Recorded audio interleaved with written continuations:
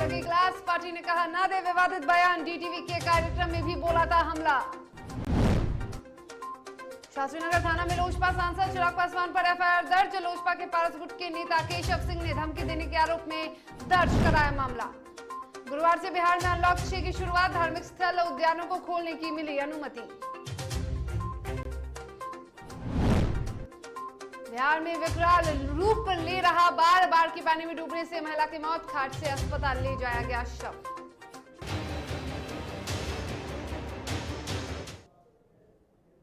नमस्कार, आप देख रहे हैं डीटीवी भारत। आपके साथ मैं हूं शर्मिला चौहान। आपको बता दें कि विधायक गोपाल मंडल की अब मुश्किलें बढ़ गई हैं, उनकी क्लास लग गई है। जी हां, जेडीयू के विधायक गोपाल मंडल लगातार विवादित बयान दे रहे थे और सबसे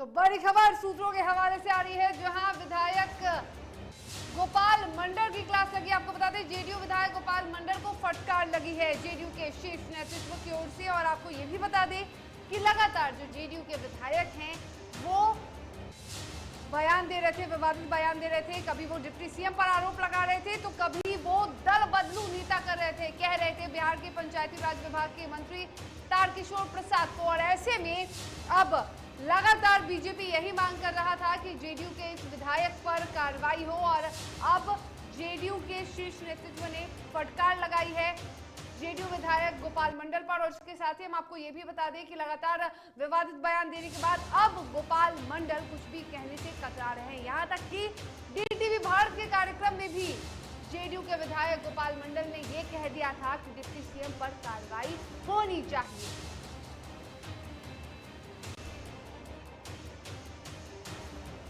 जेडीयू के शीर्ष नेतृत्व ने फटकार लगाई है बीजेपी के बड़े नेताओं के खिलाफ। उन्होंने बयान दिया था, सबसे पहले डिप्टी सीएम तारकिशोर प्रसाद को लेकर उन्होंने कहा था, उन पर आरोप लगाया था। और उसके बाद उन्होंने पंचायती राज के जो मंत्री हैं, यानी पंचायती राज विभाग के मंत्री सम्राट चौधरी को भी कह दिया था कि वो दल बदलू नेता हैं। और उसको लेकर लगातार बीजेपी के कई बड़े नेता, कई बड़े मंत्री यही मांग कर रहे थे कि उन पर कार्रवाई हो। और ऐसे में अब जेडीयू ने उनकी क्लास लगाई है, जेडीयू ने फटकार लगाया है।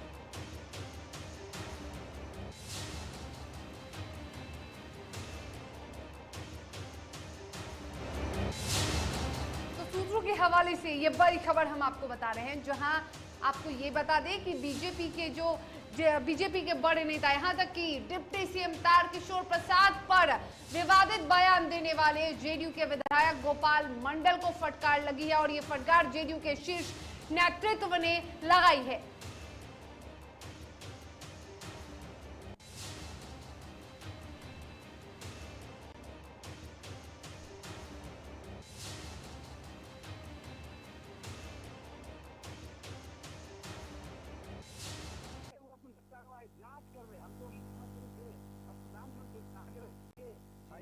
भाजपा प्रदेश अध्यक्ष आप जांच करवा लीजिए, सब नहीं निकालिएगा। कैसे कौवा काल लेके वो हुल्ले भाग गया, कौवा तुझे गुरु। लेकिन आपको भरोसा लगता है सर, आपकी पार्टी पहले जांच करेगी उसके बाद कार्रवाई करेगी? क्योंकि जिस तरीके से पार्टी पहले उम्मीद है।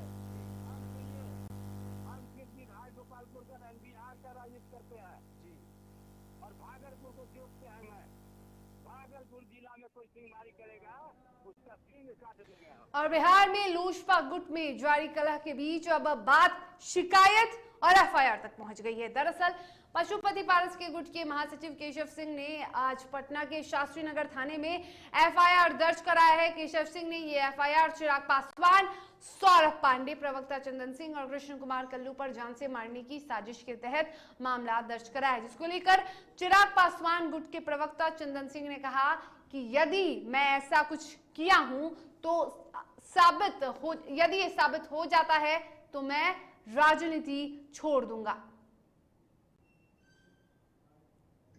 देखिए, आज हम लोग 2-3 दिन से तबाह थे। पार्टी का कार्यक्रम चल रहा था, कल हमारे मंत्री जी थे। आज 11:16 पर इस नंबर से एक फ़ोन आया मेरा, 9006954678। जिसका 6 बार कॉल आया है। 6 कॉल का डिटेल्स यहाँ पर है। इस व्यक्ति ने फ़ोन करके कहा कि आप कौन बोल रहे हैं? केशव सिंह बोल रहे हैं। हम कहें कि आप कौन बोल रहे हैं बताइए ना। तो नहीं आप केशव सिंह बोल रहे हैं। जी हम केशव सिंह बोल रहे हैं। हम लोग अनजान नंबर भी उठाते हैं और बात करते हैं, क्योंकि संपूर्ण बिहार के पार्टी के कार्यकर्ता साथी भी फ़ोन करते रहते हैं और हमारे क्षेत्र के भी लोग फ़ोन करते हैं। तो हमने फ़ोन उठाया। उसके बाद उसने अभद्र भाषा का प्रयोग करते हुए गाली गलौज के साथ कहा कि तुम बहुत बड़ा हीरो बनते हो, तुम चिराग पासवान के खिलाफ बयान देते हो और पशुपति कुमार पारस का सफल कार्यक्रम कराते हो, तुमको जान।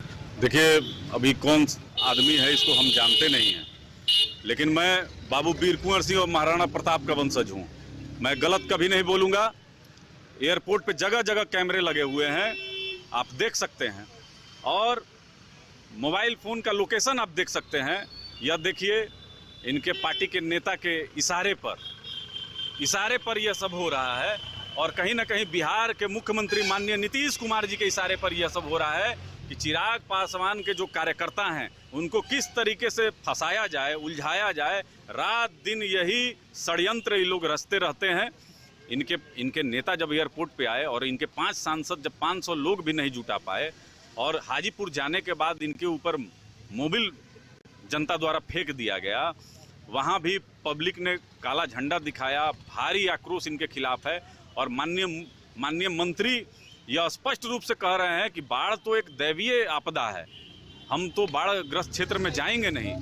तो देखिए, जिस नेता का सोच ऐसा है तो स्वाभाविक है कि उस लोकसभा क्षेत्र में इनके खिलाफ भारी आक्रोश होगा।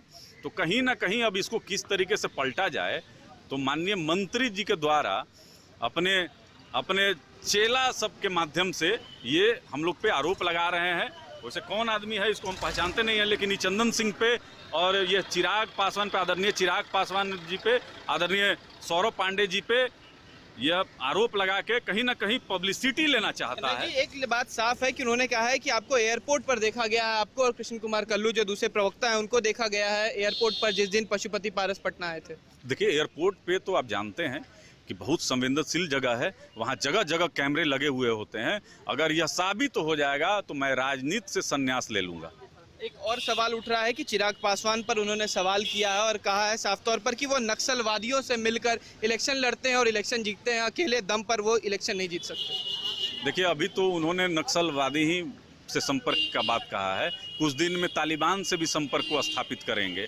तो नॉन पॉलिटिकल स्टेटमेंट का पॉलिटिकल आदमी से जवाब मत खोजिए।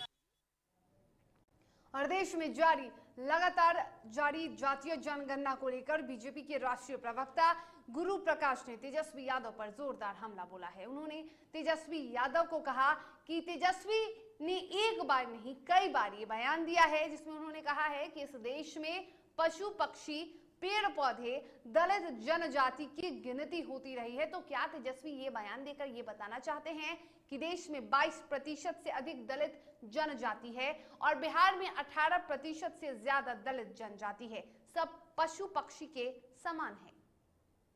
के विधानसभा में प्रतिपक्ष के नेता श्री तेजस्वी यादव वो लगातार पिछले 7-8 दिनों से जाति जनगणना के संदर्भ में एक बहुत ही हल्की और सतही बात कह रहे हैं। ये ऑन रिकॉर्ड है, आप सबने भी सुना है, आप सबने भी देखा है। वो कहते हैं, मतलब ये दिखाता है कि वो कितने असंवेदनशील और कितने अपरिपक्व हो सकते हैं। उन्होंने एक बार नहीं कई बार ऑन रिकॉर्ड कहा है कि इस देश में पशु पक्षी पेड़ पौधे वृक्ष दलित जनजाति की गिनती होती रही। अब कहना क्या चाहते हैं? जो देश में 22% से अधिक दलित और जनजाति हैं और बिहार में 18% से अधिक दलित और जनजाति हैं, क्या पशु पक्षी के समान है? हम पूछना चाहते हैं। हम भाजपा के आधिकारिक राष्ट्रीय प्रवक्ता होने के नाते आज बिहार विधानसभा में नेता प्रतिपक्ष ये स्पष्टीकरण मांगते हैं कि आपकी दृष्टि में, आपके विजन में, आपकी सोच में पशु पक्षी पेड़ पौधे अनुसूचित जाति अनुसूचित जनजाति क्या ये एक समान है? वक्त हो चला एक छोटे से ब्रेक का। ब्रेक के बाद खबरों के साथ जल्द हाजिर होंगे।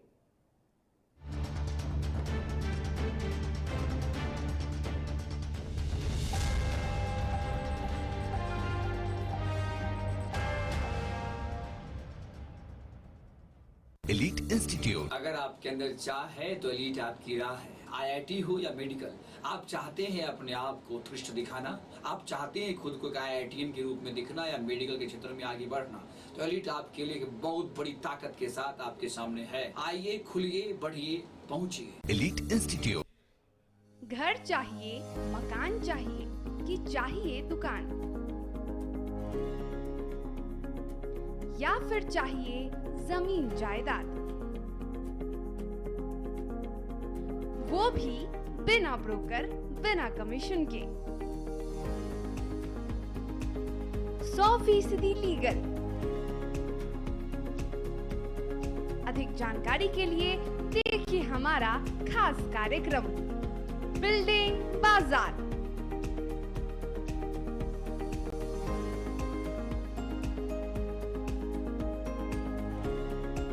Finance expert engineer Madan Gupta के साथ सिर्फ DTV भारत पर, शनिवार और रविवार रात 8:30 बजे।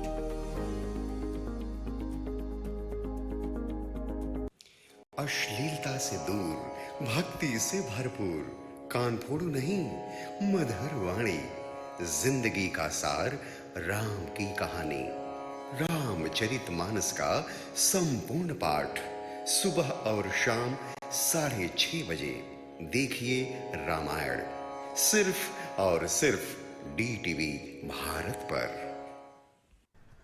दादी, इतने सारे पापड़ बन गए, क्या करे? कच्चा पापड़, पक्का पापड़, एक्स्ट्रा पापड़, इंस्टा पापड़, कक्कर दादी के छत का पापड़ विद ऑनलाइन प्रेजेंस बन गया धाकड़। फोन पे करके ऑर्डर ही ऑर्डर, सब वाह हो गए इसको खाकर। कच्चा पापड़, पक्का पापड़, चंडीगढ़ टू चेन्नई बढ़िया सापड़। कच्चा पापड़, पक्का पापड़, एक्स्ट्रा पापड़, इंस्टा पापड़। बिजनेस बढ़ाओ इंडिया के फास्टेस्ट 4G के साथ, स्पीड से बढ़ो विद V GigaNet। और ये रहा आपका बर्थडे गिफ्ट। पापा, बेटा ये कैसा है? ये दुनिया क्यों न समझे, मेरी दुनिया बदल गई।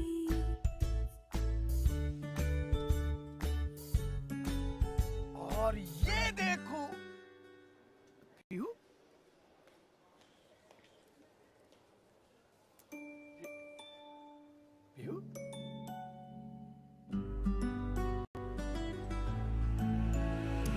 गुड़ियों से खेलने वाली तेरी गुड़िया बड़ी हुई। बच्चे कब बड़े हो जाते हैं पता ही नहीं चलता। थोड़ा बड़प्पन दिखाइए। रहो सेफ सैनिटरी पैड से खुद को स्वस्थ और सुरक्षित रखने में इनका साथ निभाइए। सर छुट्टी चाहिए थी। क्यों? गांव के सारे घर कच्चे थे, बाढ़ में ढह गए, मेरा भी। Good morning sir. देखिए, बुनियाद भी पक्की, आपका नया घर भी पक्का, सालों साल चलेगा सर। ठीक है, ले लो छुट्टी।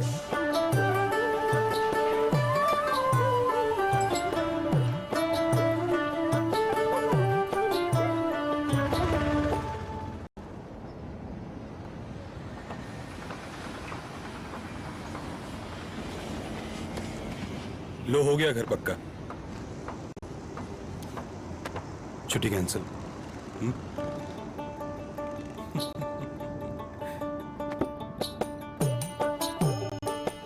सच्ची खुशी वही होती है जिसकी बुनियाद दूसरों की खुशी में हो। कोणार्क, खुशियों की बुनियाद। अबे गुड्डू, ठीक से लगाओ बे।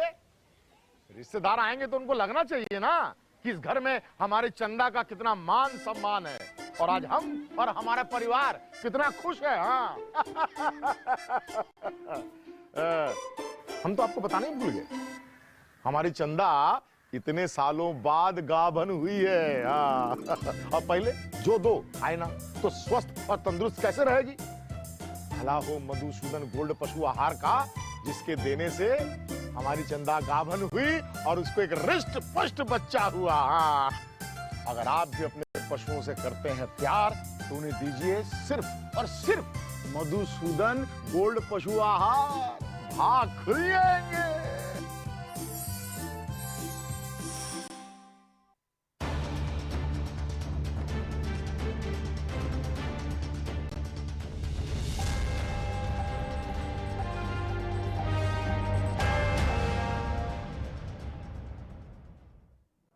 चलिए ब्रेक के बाद एक बार फिर से आपका स्वागत है। खबरों में आगे बढ़ेंगे, बात करेंगे बिहार पंचायत की। बिहार में महापंचायत की घोषणा होते ही जिला प्रशासन भी अपनी आखिरी तैयारी में जुटा है और ऐसे में राज्य निर्वाचन आयोग के द्वारा मंगलवार को पंचायत चुनाव को लेकर अधिसूचना जारी होते ही ग्रामीण क्षेत्रों के आदर्श आचार संहिता भी लागू हो गए हैं।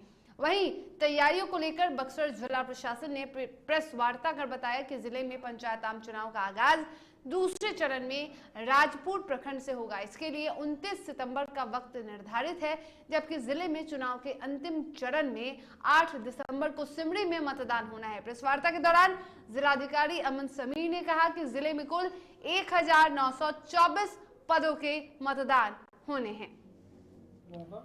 आप लोग इलेक्शन उसमें कवर करते थे विधानसभा लोकसभा में, मोटा मोटी वही सब चीज़ है कि जैसे मतदान केंद्र के 100 मीटर के अंदर किसी प्रकार का चुनाव प्रसार नहीं करना है और थोड़ा थोड़ा अंतर है, बस उसको सिर्फ हम बता दे रहे हैं। जैसे इसमें अंकित है कि चूंकि ये पंचायत का चुनाव है वो दलगत नहीं है, तो इसलिए है कि कहीं भी प्रचार प्रसार जो है वो दल के इससे नहीं होना चाहिए। वो सब जो है इसमें एमसीसी में हमारा एंट्री किया गया है। वातावरण में निष्पक्ष और बिना इंजरी का इलेक्शन हो, ये हम लोगों का मुख्य उद्देश्य है। हम लोगों ने इसकी तैयारी पूर्व से कर दी है। आपकी जानकारी के लिए बता दें कि अभी तक हम लोगों ने कुल 200 आदमियों पे नया सर्विलांस खोल के रखा है, जो आदतन अपराधी हैं और विभिन्न तरह के अपराध के घटनाओं में वो या तो जेल में गए हुए हैं या वर्तमान में जेल में हैं या जमानत में मुक्त हैं। और उच्च न्यायालय के सख्त आदेश के बावजूद छात्राओं और SC/ST के छात्रों से शैक्षणिक संस्थानों के द्वारा मनमानी तरह से नामांकन शुल्क वसूला जा रहा है, जबकि उच्च न्यायालय यानी हाईकोर्ट ने 12 जुलाई 2021 को AISF द्वारा दायर लोकहित याचिका की सुनवाई करते हुए सख्त रूप से कहा था कि 24 जुलाई 2015 के बाद जिन अनुसूचित जाति के छात्रों से रुपए लिए गए हैं उसे संबंधित संस्थान अविलंब वापस करने की दिशा में पहल करें। साथ ही वर्तमान सत्र में उक्त कोटि के छात्र छात्राओं से KG से PG तक किसी प्रकार की शैक्षणिक शुल्क न लिए जाने की भी गारंटी करें, जिसको लेकर AISF ने जोरदार प्रदर्शन किया। संगठन के जिला अध्यक्ष ने बताया कि महाविद्यालय प्रबंधन द्वारा उच्च न्यायालय यानी हाईकोर्ट के आदेश की अवहेलना करना दुर्भाग्यपूर्ण है।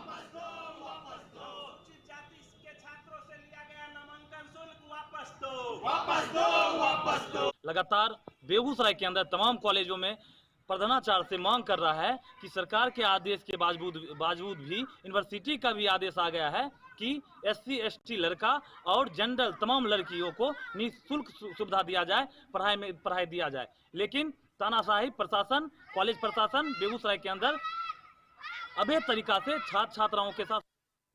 और बेगूसराय में पंचायत चुनाव की घोषणा होने के बाद डीएम अरविंद कुमार वर्मा ने बेगूसराय जिले के 18 प्रखंडों में होने वाले पंचायत चुनाव को लेकर प्रेस कॉन्फ्रेंस कर चुनाव से संबंधित जानकारी दी। बेगूसराय के 18 प्रखंडों में दूसरे चरण से 11वें चरण तक का मतदान होना है। बेगूसराय जिले के जिला परिषद सदस्यों के 35 सीट, पंचायत समिति सदस्य के 294 सीट, मुखिया के 217 सीट, सरपंच के 217 सीट, वार्ड सदस्य के 2886, वार्ड पंच के 2886 पदों पर मतदान होना है।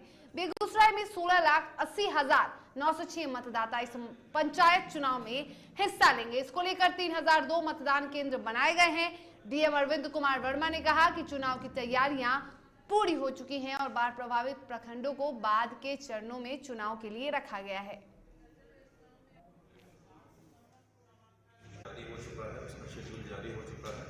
तो बेगूसराय जिला में जो कुल चुनाव होंगे पंचायत के सभी पदों के लिए ये 10 चरणों में होंगे, लेकिन पूरे बिहार राज्य के लिए जो 11 चरण राज्य निर्वाचन आयोग द्वारा निर्धारित हैं, तो बेगूसराय में चुनाव प्रारंभ होगा दूसरे से लेकर 11वें तक होगा।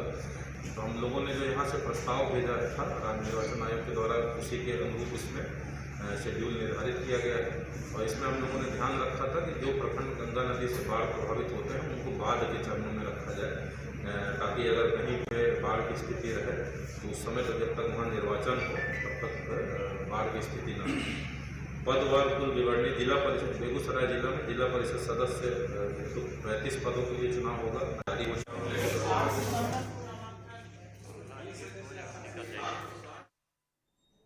और इस वक्त की बड़ी खबर आ रही है बक्सर से, जहां हेलीकॉप्टर का इमरजेंसी लैंडिंग करवाया गया है। जी हां, बक्सर में एक बड़ा हादसा होते होते चल गया। आपको बता दें कि इमरजेंसी लैंडिंग करवाया गया है और इसमें बाल बाल बचे सेना के जवान। चिनूक हेलीकॉप्टर में तकनीकी खराबी आने की वजह से ये इमरजेंसी लैंडिंग करवाई गई है। खबर बक्सर से आ रही है, जहां एक बड़ा हादसा होते होते चल गया है, जहां सेना के जवान भी बाल बाल बचे हैं। बता दें कि चिनूक हेलीकॉप्टर में तकनीकी खराबी की वजह से ये हादसा होते होते चला। चिनूक हेलीकॉप्टर में तकनीकी खराबी की वजह से एक बड़ा हादसा हो सकता था। खबर बक्सर की दिखा रहे हैं, जहां बड़ा हादसा होते होते चला है। ये तस्वीरें जहां चिनूक हेलीकॉप्टर की इमरजेंसी लैंडिंग करवाई गई है, एक्सक्लूसिव तस्वीरें हम आपको दिखा रहे हैं। और चलिए इस पर अधिक जानकारी के लिए सीधा रुख करते हैं अपने सहयोगी बक्सर से सुमित का। सुमित, चिनूक हेलीकॉप्टर का इमरजेंसी लैंडिंग करवाया गया है इस वक्त। जी, आपको बता दें कि भाजपुर प्रखंड के खंसोई जो मानिकपुर के हाई स्कूल मैदान में चिनूक हेलीकॉप्टर की जो इमरजेंसी लैंडिंग कराई गई है, जी ये बताया जा रहा है कि हेलीकॉप्टर में तकनीकी खराबी आ जाने के कारण इसे इमरजेंसी में यहाँ लैंड कराना पड़ रहा है तथा जिसको लेकर के काफी सुरक्षा के हिसाब से भी लेकर के धनसोई थाना जो है वहाँ पर फिलहाल में मौजूद है तथा सभी अधिकारियों को सुरक्षित स्थान पर अभी रखा गया है तथा उस हेलीकॉप्टर की तकनीकी जो खराबी आई है उसे दूर किया जा रहा है। सुमित, इस हेलीकॉप्टर में कितने सेना के जवान सवार थे और कहां जा रहा था ये हेलीकॉप्टर? ये अभी कितने जवान थे और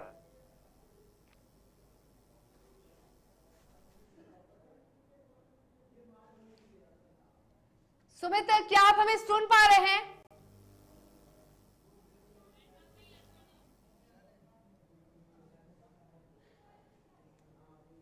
तो तकनीकी खराबी की वजह से हमारा संपर्क हमारे बक्सर से सहयोगी सुमित से टूट गया। लेकिन आपको बता दें कि बड़ी खबर इस वक्त की, जहां बक्सर में चिनूक हेलीकॉप्टर का इमरजेंसी लैंडिंग कराया गया। एक्सक्लूसिव तस्वीरें आपके टीवी स्क्रीन पर हम आपको दिखा रहे हैं, जहां एक बड़ा हादसा होते होते बचा और बाल बाल बचे सेना के जवान। चलिए इस पर अधिक जानकारी के लिए हमारे साथ एक बार फिर से जुड़े हैं सुमित।